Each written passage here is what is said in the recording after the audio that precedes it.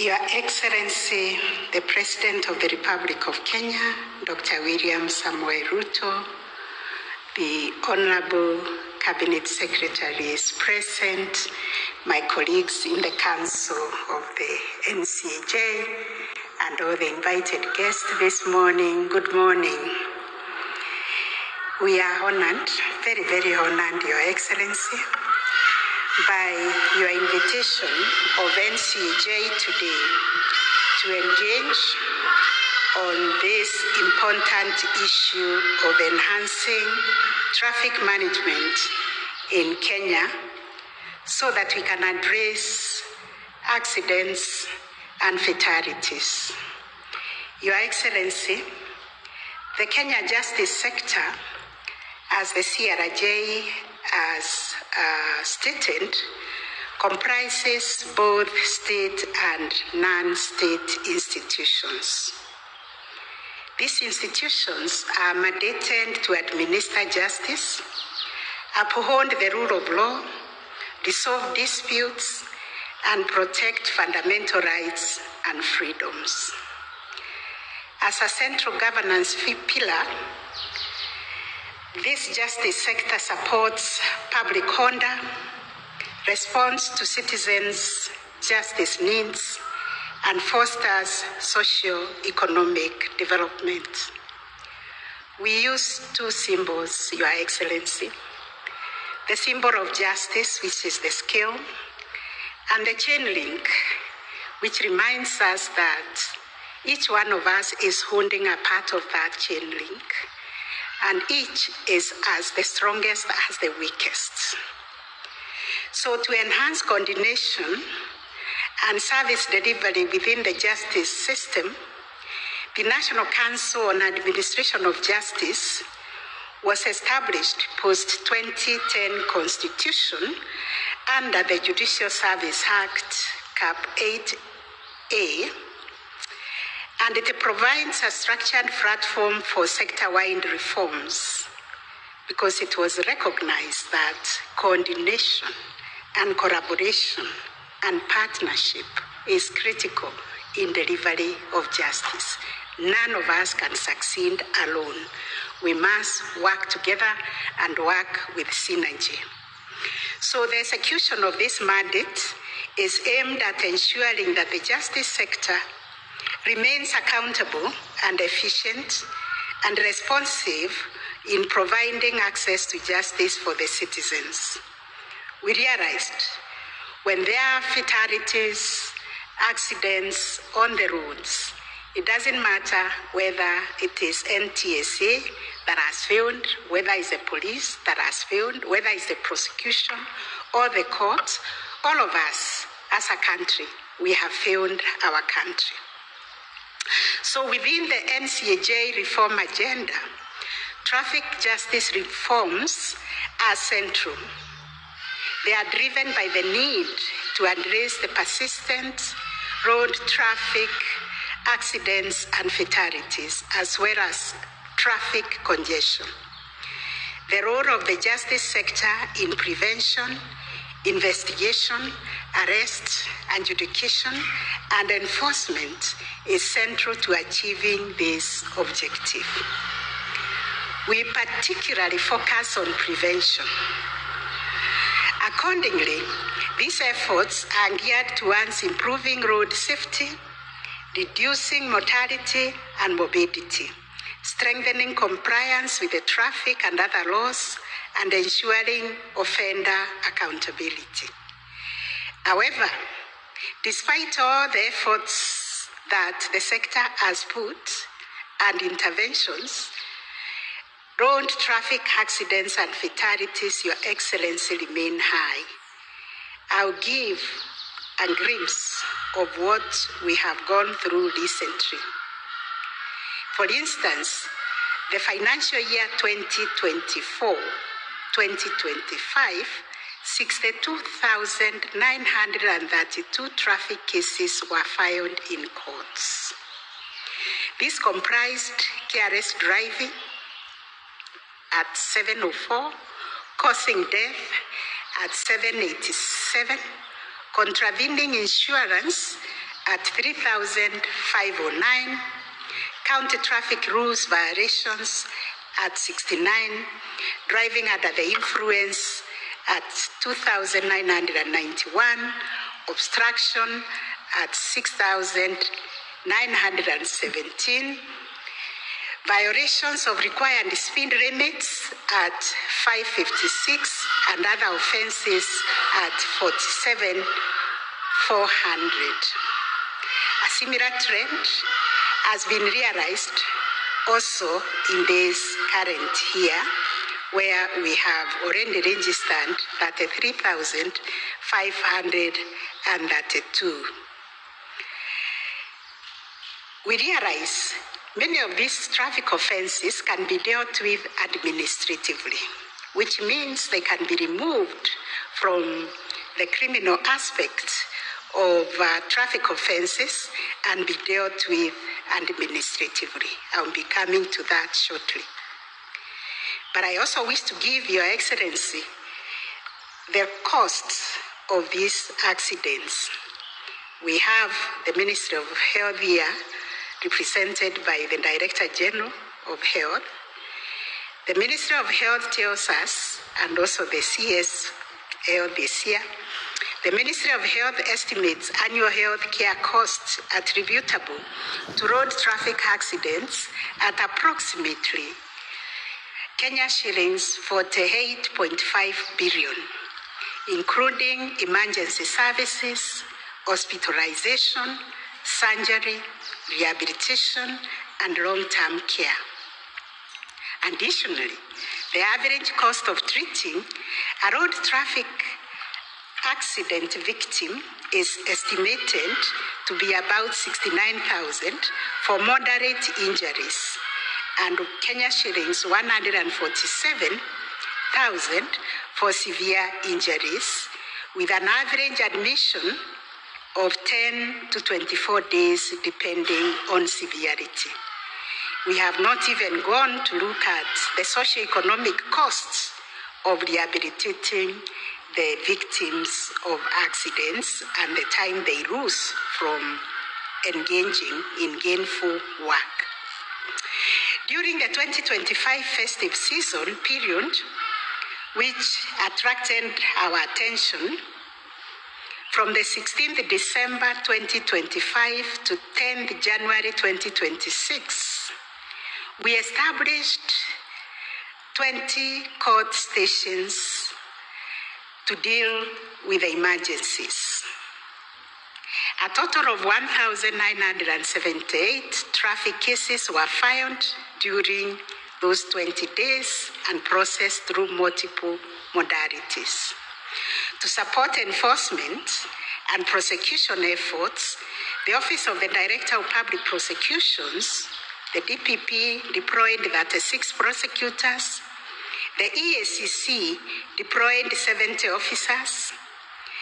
The NTSA deployed 121 officers. In 2025, a total of 5,000 road traffic deaths were reported, 2025, compared to 4,448 in 2024, reflecting an increase of 261 fatalities. During the 2025 festive period alone, we recorded 415 deaths compared to 338 deaths in 2024 for the same festive season, that represented an increase of 77 deaths, or 23% increase. This rise occurred alongside a significant growth in registered motor vehicles. We saw an influx of registration of vehicles from 81,000 in 2024 to 182,000 in 2025, and motorcycles from 58,000 in 2024 to 150,000 in 2025. There has been exponential growth in registration of new motor vehicles on our roads in 1 year. So the aim of this engagement, Your Excellency, is against this backdrop that we at NCAJ are here today to engage with you on the need to, one, advance a whole government approach for addressing road traffic accidents and fatalities, also congestion on the road. We feel is a time we have a coordinated enforcement, adjudication, transport, and the health services interventions across the relevant government agencies. We also felt the need, Your Excellency, to articulate before you the need for sustained high-level political leadership and seek executive commitment in prioritizing road safety as a crucial national concern that touches on governance, that touches on health and socio-economic development. Number three, we felt we needed to mobilize an integrated and interoperable ICT-based traffic case management system that links law enforcement and adjudication with the transport agencies. The need also to mobilize Your Excellency and the entire executive, the legislature, to support the enactment and amendment or operationalization of key statutory and regulatory instruments necessary for the effective investigation, prosecution, and adjudication of traffic offenses, and more importantly, prevention. Securing sustainable financial support to strengthen law enforcement and adjudication capacity in the justice sector.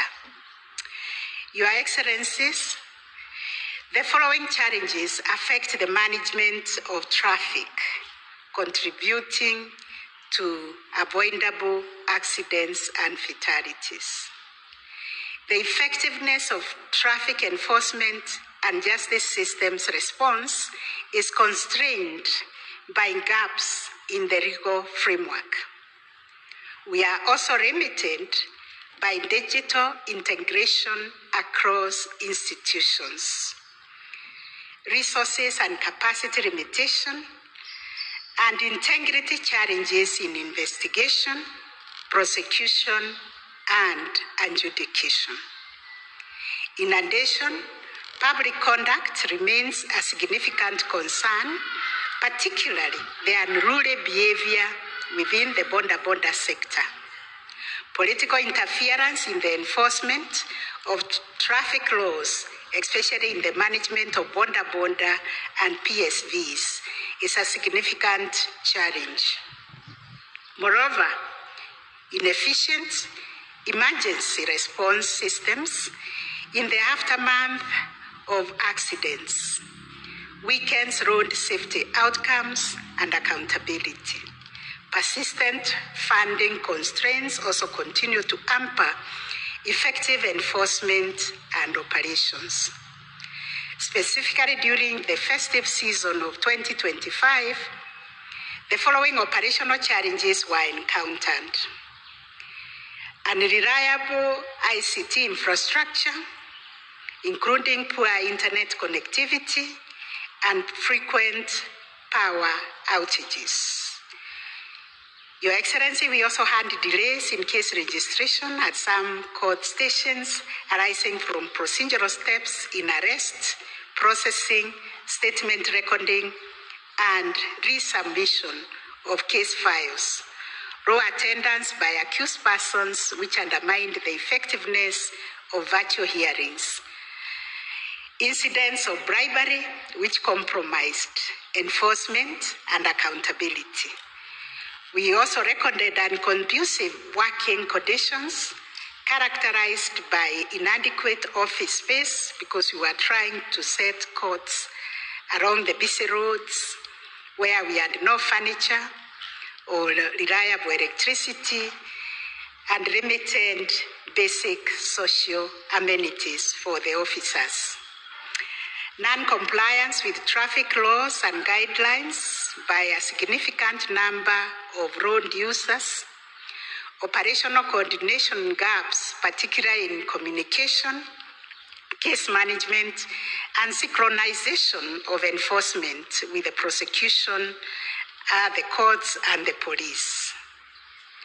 So therefore, we noted there are justice sector and justice sector reasons that cause road traffic accidents, because road safety in our country continues to be undermined by weak enforcement of traffic laws, corruption, lenient penalties, and poor coordination among institutions, alongside gaps in post-crash response and victim support.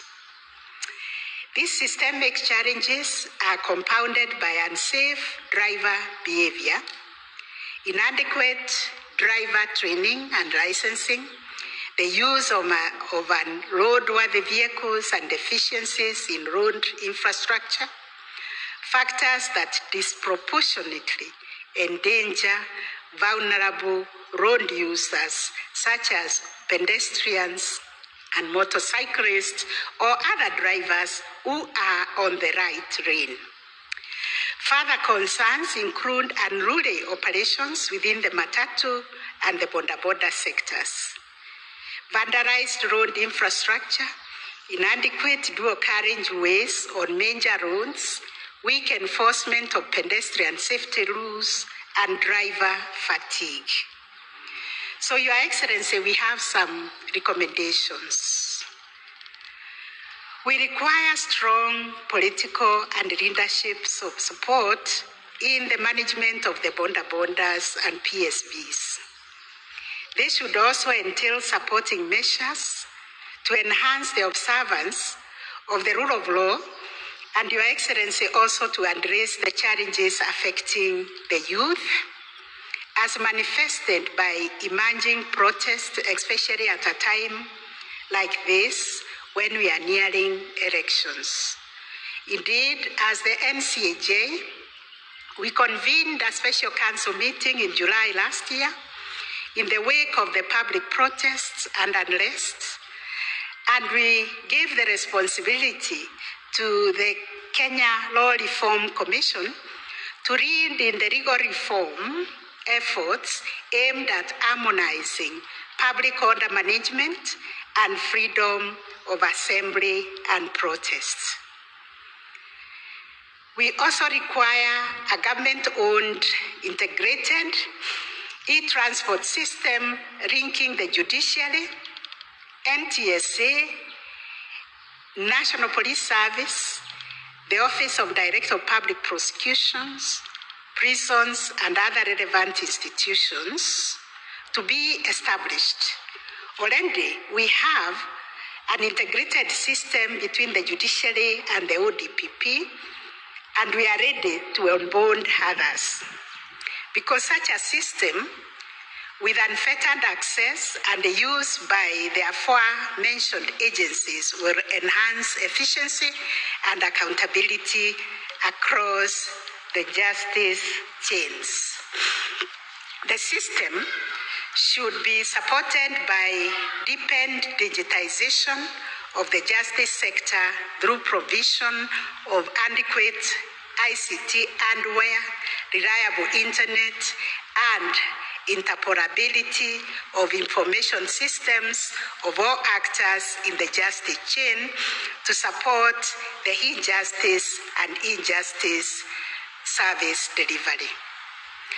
Your Excellency, we are calling for fast-tracking of the amendment of the Traffic Act to support the use of technology in the administration of instant traffic fines for minor offenses and demerit points on diverse licenses. We also call upon the priority consideration of the Penal Code and Criminal Procedure Code amendment bills currently in the National Assembly, because those ones will strengthen the administration of justice and observance of the rule of law and maintenance of peace and security.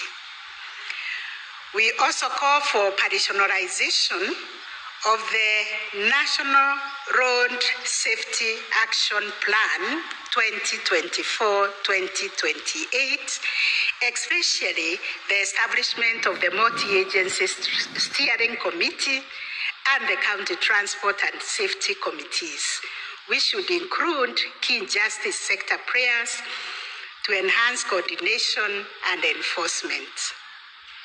The Social Health Authority, through Emergency, Chronic and Critical Illness Fund, should also empanel ambulances across the country for timely response and access to life-saving services for accident victims. We are also calling upon the enactment of the NCAJ bill to support coordination and continuous reform of the administration of justice. Your Excellency, we feel NCAJ has outgrown the space provided and the JS Act, and it is time now. It's a baby that grows and walks on its own. 15 years being nurtured by JSC, NCAJ should have its own bill, because this coordination is a huge mandate. The justice system is pivotal in ensuring reduction of crime, enhancing peace, and resolving commercial disputes, thus supporting entrepreneurship and investments, which are key ingredients for economic growth. This is why the NCAJ bill is urgent, because it touches on all the sectors of justice. It will provide adequate and sustainable financial support to NCAJ and the NCAJ committees on traffic reforms. It will facilitate continuous reforms, monitoring, and sector-wide coordination. Currently, the NCAJ is funded through a very small budget line from the Judiciary, rather than through an independent allocation, and because of lack of funds, limits its operational autonomy and capacity to effectively drive justice sector reform. So we are calling also on strengthening of integrity and accountability mechanisms within the justice sector through increased support of the implementation of the justice sector anti-corruption strategic guiding framework to curb corruption in the transport and other sectors and enhance integrity and accountability. This strategic guidance framework is the outcome of the Committee of Arms meeting Your Excellency convened in January 2024, where we resolved that the NCAJ takes the leads on the fight for integrity within the justice sector. Therefore, Your Excellency, the various agencies have the guiding framework for the fight against corruption, and they have all been mandated to cascade what is in the anti-corruption guiding framework and implement that guiding framework within their organizations. We are also calling for sustained public awareness. This war cannot be won by the government alone, or government institutions and other actors alone. We need a sustained public awareness and structured stakeholder engagement to enhance compliance and overall effectiveness. Finally, comprehensive road safety education and sustained awareness campaigns should be institutionalized, targeting schools, public service vehicles, operators, bonda operators, and the general public to foster long-term behavioral change and safer road use practices. Your Excellency, we always talk about budget, and sometimes I seem like a broken record when I speak about funding, but it is included by these actors that the entire sector receives an allocation of Kenya shillings 198 billion against the requirement of 337 billion, implying a funding gap of Kenya shillings 131 billion. Most importantly, Your Excellency, the justice sector agencies need infrastructure expansion. The police stations, the prisons, the judiciary, all our infrastructure requires strengthening. Adequate financing to enhance service delivery, including the provision of vehicles, motorbikes, computers, and other administrative utilities should also be prioritized. Further, owing to the expanded demand for services by the public, additional support is needed to facilitate the recruitment of additional prosecutors, state council, probation officers, and children officers. In conclusion, Your Excellency, we want to assure you that the NCAJ stands ready to lead and coordinate the justice sector and to respond in partnership with the executive and with the legislature to ensure that our laws are modern, our systems are interpolable, our enforcement is firm but fair, and our institutions are accountable. With strong political will, sustained investment, and collective responsibility, Kenya can significantly reduce road traffic fatalities and restore order and safety in our road. Thank you very much for listening, Your Excellency. I don't think we had an opportunity to hand over to you this anti-corruption strategic guiding framework for Kenya justice sector. And now that we are all here, allow me to present to Your Excellency a copy of this